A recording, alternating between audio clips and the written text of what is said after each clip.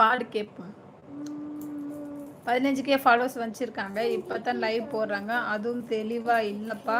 அப்புறம் அடுத்தவங்க பண்ணுற காமெடி எடுத்து போடுறாங்க. நீங்கள் வந்து ஷார்ட்ஸ் போடுறது வந்து நம்மளுக்கு வந்து என்னோட அனுபவம் சொல்கிறேன், ஓகேவா?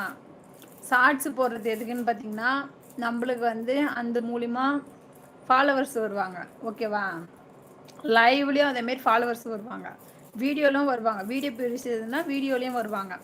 மேக்ஸிமம் இந்த ஸ்க்ரோல் பண்ணும்போது நம்ம வீடியோஸ் அந்த ஷார்ட்ஸ் போகும்போது அது பிடிச்சிருக்குங்க, அப்படியே சப்ஸ்கிரைப் பண்ணிக்கிட்டே போவாங்க. அப்படி ஏறது தான் நம்மளுக்கு அது வியூஸில் அந்த இது சொல்கிறது ஷார்ட்ஸில் பெனிஃபிட்டு.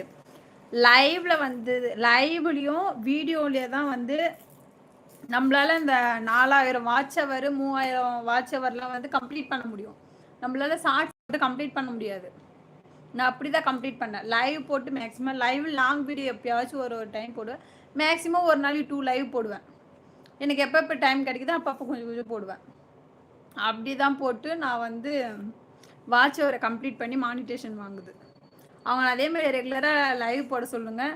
முடிஞ்ச அளவுக்கு நிறைய லாங்